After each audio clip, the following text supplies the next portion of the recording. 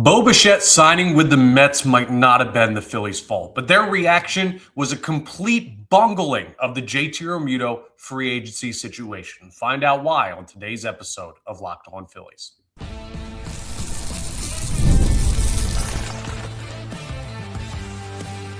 You are Locked On Phillies, your daily Philadelphia Phillies podcast. Part of the Locked On Podcast Network, your team every day.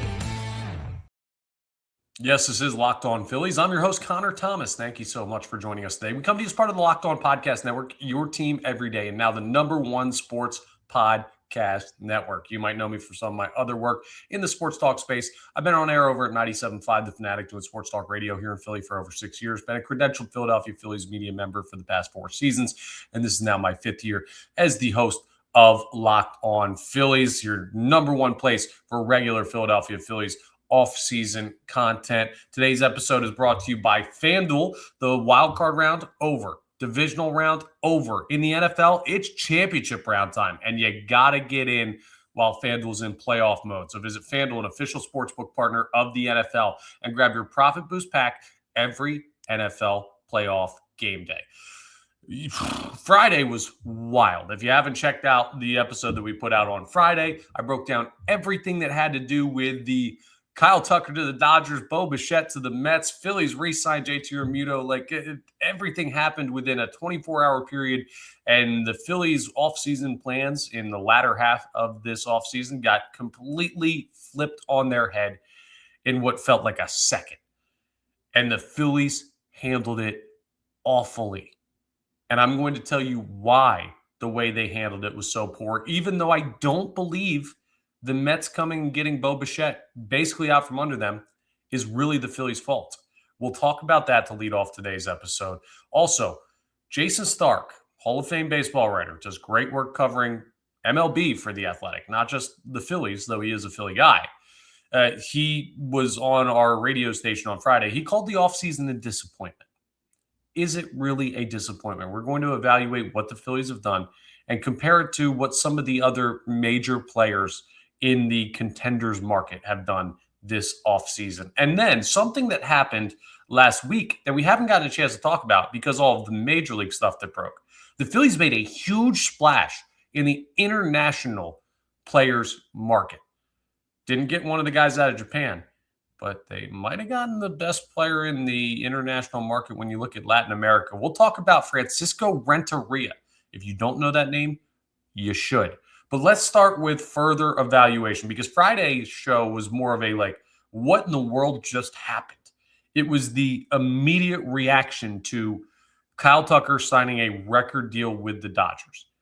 Then the Mets pivoting the next morning and signing Bo Bichette. And then the Phillies kind of getting left in the lurch and saying, well, we thought we had Bichette. What in the world just happened? All right, JT, here you go. And I had to try and make sense of all of that. And I tried my best to do that. So if you need some baseline knowledge of what situation led to this, go ahead and check out, again, Friday's episode. But let's now talk about why the Phillies' handling of this was so poor. Now, they had nothing to do with the Kyle Tucker to the Dodgers talk. In fact, that was as big of a surprise for Mets fans as the Bo Bichette news was for Phillies fans, to the point where Steve Cohen, the owner of the Mets, was putting out legitimate tweets. It's not like, his DMs were leaked or something. No, he was putting not so thinly veiled tweets about Kyle Tucker to the Mets. We have a deal or something. We're waiting for a bit of a decision. He tweeted out some joke about the conclave that they used to select the new pope, saying, let me know if you see smoke. Because they were just waiting for Kyle Tucker to make a decision on the deal. And they believed that they had a real shot at getting Kyle Tucker. And all of this happened on Thursday night, where then Kyle Tucker signs with the Dodgers. And the next thing you know, Steve Cohen looks like an idiot because you got your owner actively tweeting about a guy that you're not getting. That backfiring makes him look so bad to Mets fans who, if you think Phillies fans are the only fan base that can get fired up, no. It's everybody up here in the Northeast. So Mets fans were understandably upset with ownership. Because of that, and I think partially the sting of how that was handled by the Mets, the news comes down about Kyle Tucker, and Steve Cohen goes, well, I can't leave here empty-handed. And they completely flip, and they give what I would assume would be an overpay on Bo Bichette. I mean, giving him $42 million a year to start off that contract is crazy. And with the luxury tax threshold, that's going to break down to about $96 million for Bo Bichette. If you had told me the Phillies were committing $96 million to Bo Bichette, I like the player, but part of me wouldn't have said, like, that's that's a lot of money to throw at this guy. A guy who's a really good hitter of the baseball, not a great fielder of the baseball, and doesn't currently on the Philadelphia Phillies have an open position to play. I'm not saying the Phillies should not have signed Bo Bichette. I would have loved to see him here. But it's a monster deal where the Mets clearly were like, we screwed up the Kyle Tucker thing, or we lost out on the Kyle Tucker thing. We're getting Bo Bichette, and we will overpay to do it. And if a team is willing to, out of spite for losing one guy, completely overpay for another guy, no matter how desirable that player should be, can you blame the Phillies for not matching that? I don't know that I can look at the Phillies and blame them and say, I can't believe you got outbid for Bo Bichette by the Mets, because it wasn't like you came into the offseason saying Bo Bichette's our need. This was a very recently developing story. If this was Kyle Schwarber, I can say that. If this was JT Realmuto, we'll talk about his market in a second, or the lack thereof, you could say that because those were points of focus on the offseason for the Phillies. But this was hey, we didn't think this guy would be available. We're really intrigued. The Phillies were willing to go to 7 years, $200 million. We tripped and fell onto this because JT Realmuto was taking so much time to decide on a contract that you had to explore other options. And they fell into a lucky situation where they thought they were getting Bo Bichette, where previously they didn't think that was possible. And then it got taken away from them. So when you've got something that you don't fully have your heart set on, and you haven't put months and months and months of preparation into how does this deal get done, it's less likely that you're going to throw a ridiculous, like a bidding war. Think about going to auction. If you go to an auction and you have one piece, maybe it's artwork, maybe it's real estate, something where it's like, this is why I'm here. Well, you're bidding on that no matter what. And if some dude across the aisle with a monocle and a top hat is like, oh, I'll also bid on this, you're going to go tooth and nail with him because that's why you're there. Meanwhile, if you're at an auction and you already have won your bid on what you came there for, and you see something else, you're like, ooh, that would be nice too. I didn't even think I'd see something else like that at this auction. And then you start bidding back and forth, and someone all of a sudden quadruples your bid.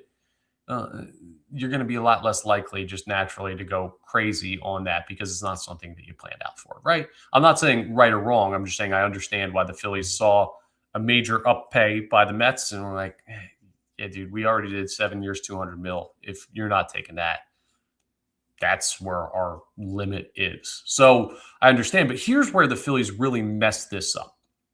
Because then immediately, within the hour of the Bo Bichette news breaking, the news breaks that the Phillies have gone out and signed JT Realmuto to a 3-year, $45 million deal. So you're telling me that this cat and mouse game that the Phillies and JT Realmuto have been playing, where the Phillies, credit to them, have stuck to their guns for weeks, months of this offseason. Hey, we're not going to give you this much money. We're only giving you this many years. If you don't like that contract, go find something else. They were playing this perfectly. I didn't believe they'd given him 3 years. That had been on the table for a little bit, and JT was still saying no. And at that point, if I'm the Phillies and I see a guy who's going to be 35 by opening day this year, telling me he doesn't want a 3-year contract, what do you want then? Catchers don't get these deals. So you're asking too much. We're already bending a little bit, and you're not willing to take that? All right, bro, go find something else. And we talked to Bob Nightingale today on the radio. It didn't sound like JT Realmuto had a robust market. Kansas City might have been interested. Boston might have been interested, but it didn't really seem like any team was playing in the 3-year deal market that the Phillies put themselves in with JT Realmuto. So here's what happened. Dodgers stole Tucker from the Mets. Mets stole Bichette from the Phillies.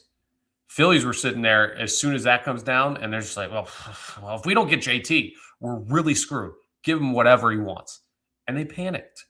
If the Phillies had not signed JT Realmuto on Friday, do you think he'd still be sitting there today? Because I feel very strongly that he would be. And I think the Phillies gave up months and months of playing hardball. And as soon as they felt like their world was collapsing in on them with the Bo Bichette news to the Mets, they caved to JT Realmuto when they should have stayed strong. That contract, 3 years, $45 million. In the grand scheme of things, if you're going to give him 3 years, what does the dollar amount matter, right? Sure, a salary cap is coming in Major League Baseball, but it's not here now. So if the Phillies are willing to pay it, they're willing to pay it. I don't love having him paid till he's 38. I don't think that contract's going to age well. I would have preferred a 2-year deal, and if he wanted that 3, I would have preferred the Phillies tried to do something else. But there also wasn't much out there on the market. So even bringing back JT, I'm not mad at. I'm really disappointed in the optics of fighting a fight with a free agent that you don't want to cave into for months. And then the second that another player gets taken away from you, you just go, okay, you can have whatever you want. That to me is cowardly. That to me is bending to the whim of a player when his market is not robust, and doing that shows weakness in the Philadelphia Phillies front office. And they were perceived and actively weak on Friday as soon as that Bo Bichette news went down. And that's embarrassing because the Phillies are the top 5 team in baseball with the top 5 payroll in baseball and should always operate from a position of strength. Hall of Fame GM or president of baseball operations, owner that's willing to pay anything, and you're getting run by a 35-year-old catcher who wants a deal until he's nearly 40. What are we doing here, guys? You got to stick to your guns.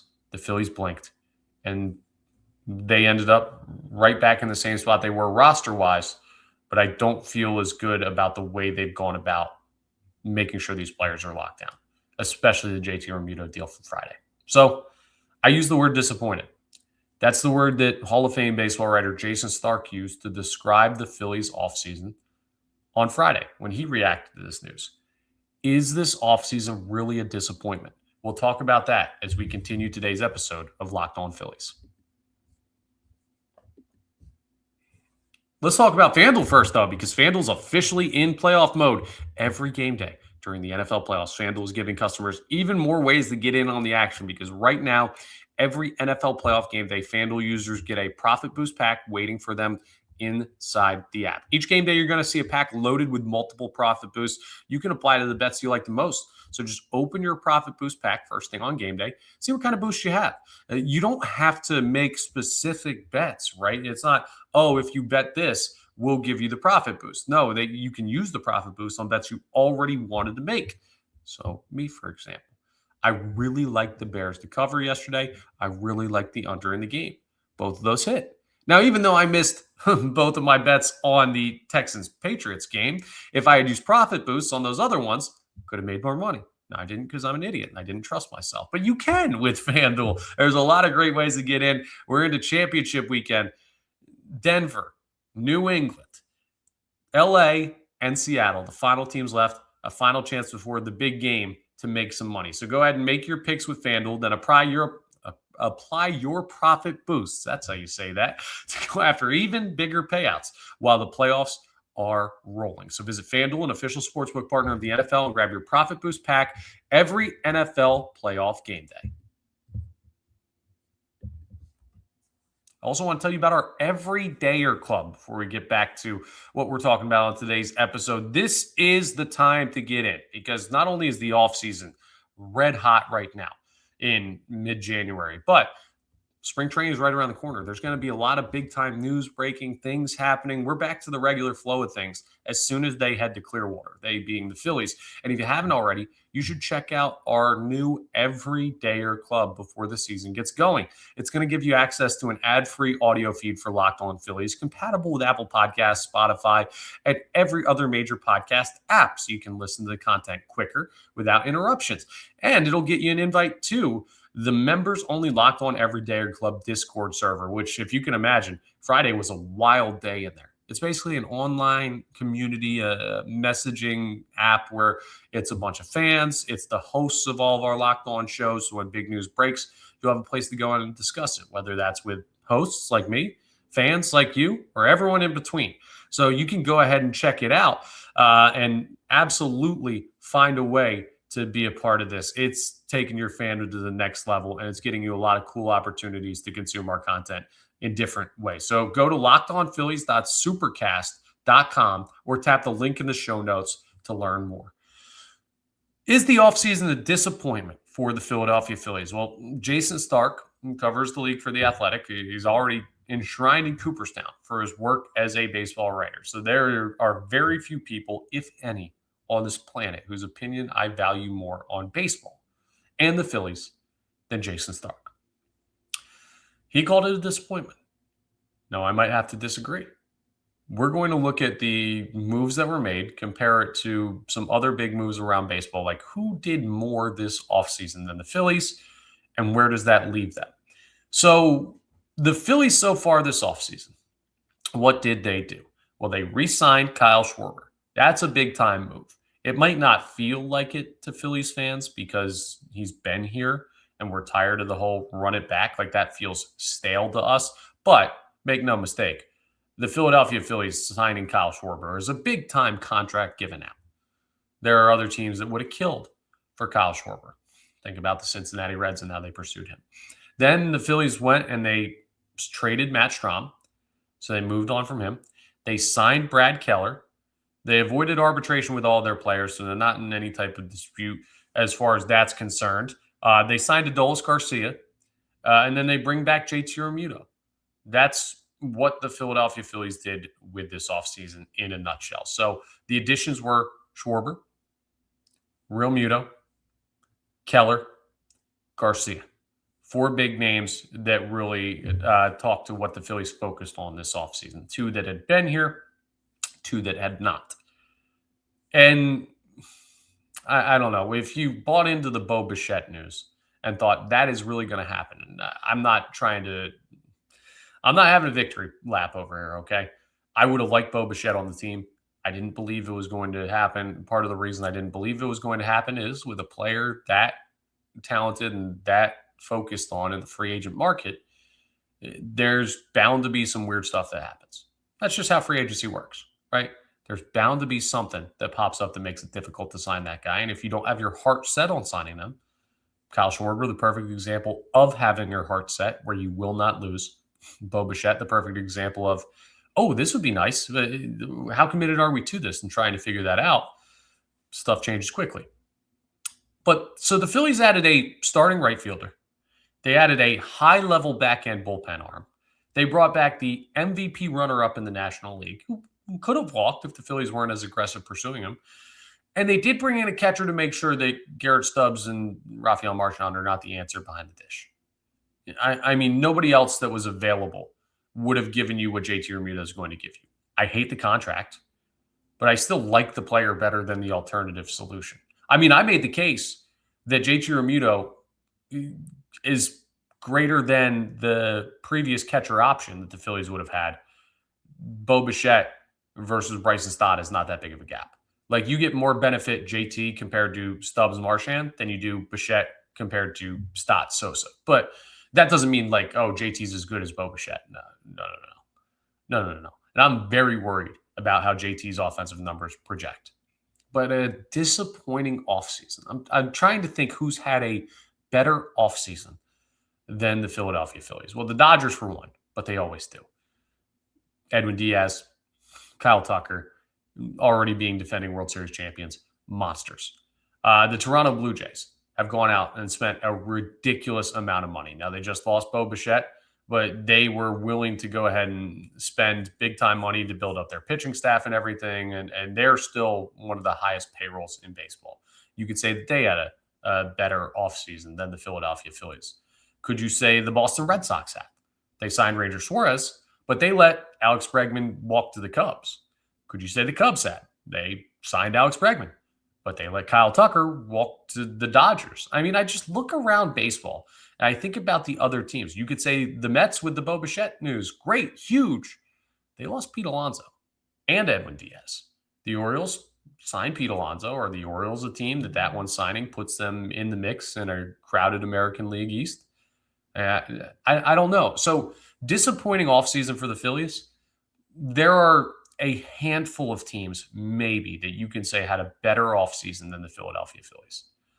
The reason why Jayson Stark called it disappointing is because of where the bar is. The question is, and here's something I really want you to ask yourself as a Philadelphia Phillies fan.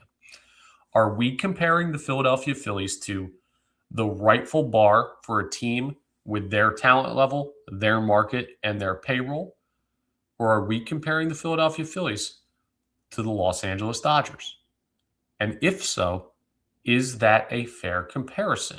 The Dodgers are doing something we haven't seen since the late 90s, early 2000s Yankees. It's just not something that has existed in baseball, that level of dominance in payroll, in free agency signing, in spending your way to the World Series. Credit to them, there's nothing wrong with it.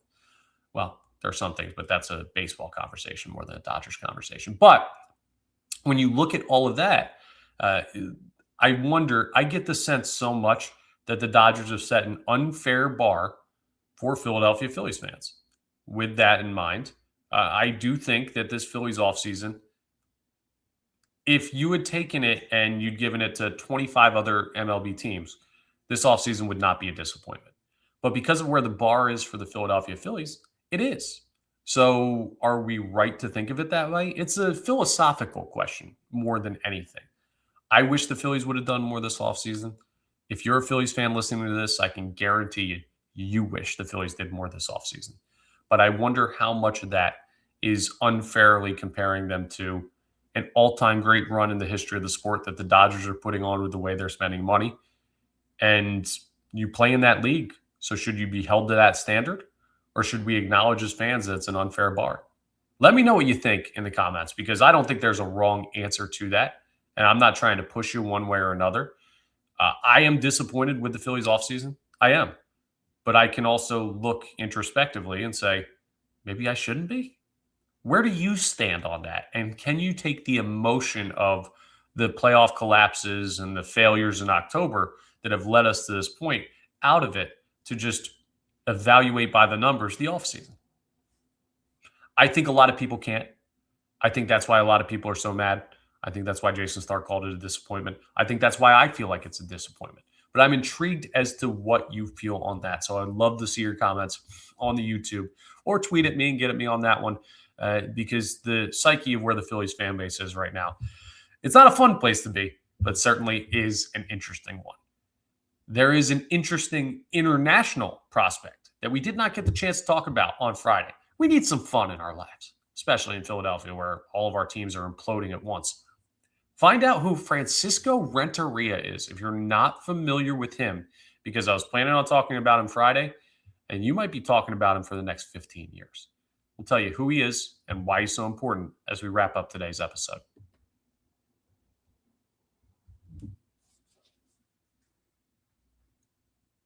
So who in the world is Francisco Renteria?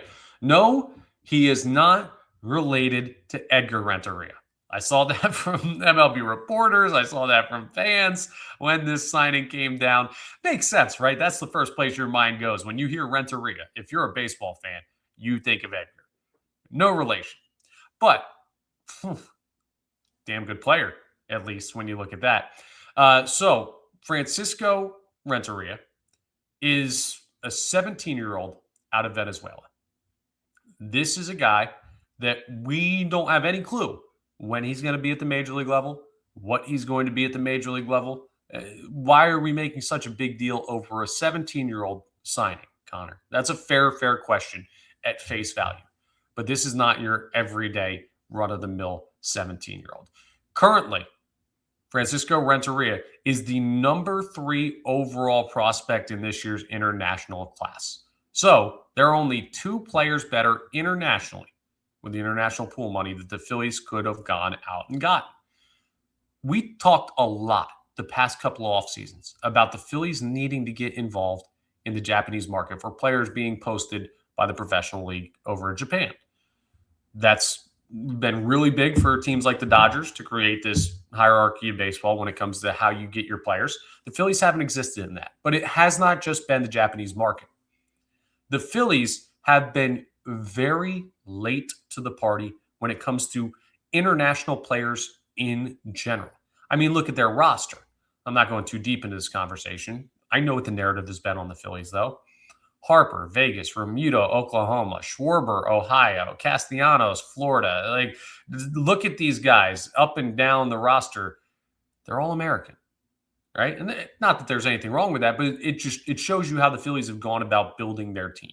They have not had a really strong push in the international players market.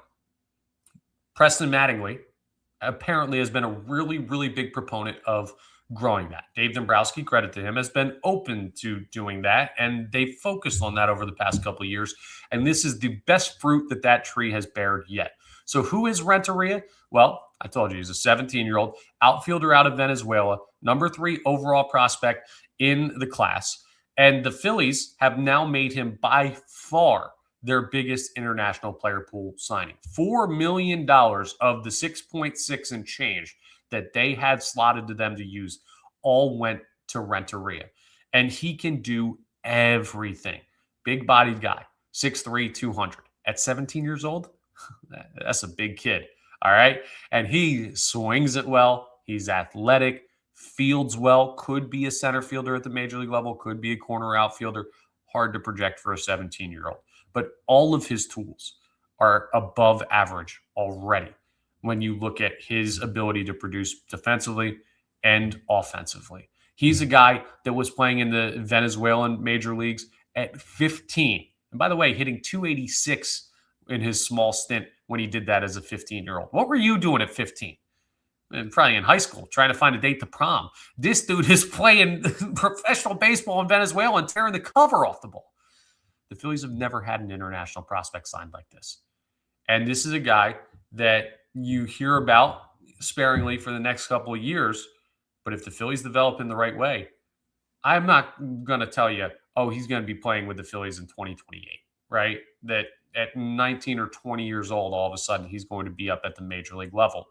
But when you haven't played in that market, this is not the Phillies signing Alexander Moretti, who, if you don't know the name, I understand. We mentioned it slightly earlier in the offseason. He is he's of Brazilian descent, but he's grown up in Japan, and the Phillies signed him out of high school to a minor league deal. Like, that dude's probably never playing Major League Baseball for the Phillies. But he was the first directly out of Japan signing by the Phillies in their franchise history. So that was exciting because it's like, oh, okay, at least they're doing something they've never done before. No, this dude is unbelievable. Like, he should play at the major league level. He should play in the next 4 years at the major league level for the Phillies if he continues his projection. Like, he should rise through the ranks quickly. He should be a game changer. He's getting comps drawn to Bobby Abreu, who, while Bobby Abreu might not be a Hall of Famer, he is on the ballot. He is in the Phillies Wall of Fame. He was a game changer for those early 2000s Phillies teams. And if he becomes Bobby Abreu Part 2, right, like, that's a major asset to have for an organization that has not been able to develop outfielders, has not been able to sign outfielders, has had a major deficiency in the outfield. I know this is like your parents buying you a Christmas gift on layaway and saying you're going to love this in 5 years. But make no mistake, you're going to want to remember the name Francisco Renteria, because this kid is legit. He is a game-changing prospect for the way the Phillies handle international bonus pool money. And if he pans out, he'll be a game-changing player at the major league level. It's a ways away, but something the Phillies previously had not been able to capitalize on. And there are folks around baseball, I've heard from a couple people around baseball that are like, that is a problem for other teams that the Phillies were able to get this guy. He's not number one. There are other great players on the international market, but the Phillies rarely do this. And that's just another avenue for them to continue to try and find a way to break through with this team. If it's not now, some point in the near future, or at least have sustainable success so that you're building a competitive franchise year after year after year. They are still a competitive franchise. I know people are losing their minds on the Phillies right now. I'm not here to tell you they're going to win the World Series. But again, just to go back to that conversation about where the bar is set, if you're going to compare yourself to Brad Pitt, you're always going to think you're ugly. And unfortunately, the Dodgers are Brad Pitt. The Phillies are not. Is it a fair comparison? That's something we'll be discussing a lot as we get ready for the season. But disappointing offseason, disappointing winter. A lot of people feel that way, myself included. We just got to keep plugging along. And that's what we're going to do here on Locked On Phillies. Pitchers and catchers, less than a month. This week, we're going to start turning our eyes to spring training now that the Phillies roster is essentially set. And I'm going to tell you why on Wednesday's episode. But that's all for today's episode. Thank you so much for joining us. Once again, we are part of the Locked On Podcast Network, your team every day. Would love if you could subscribe to the YouTube. If you're watching us on YouTube, we're available in video form. Subscribing's free and easy, and it'll get you notifications when new episodes are posted. If you're watching, great. If you're listening, great. You don't have to watch, and we're available wherever you get your podcasts, so just audio form is fine as well. But if you're doing that, I would love if you could rate and review. But I appreciate you consuming Locked On Phillies however you do, and I'll talk to you Wednesday on our next episode.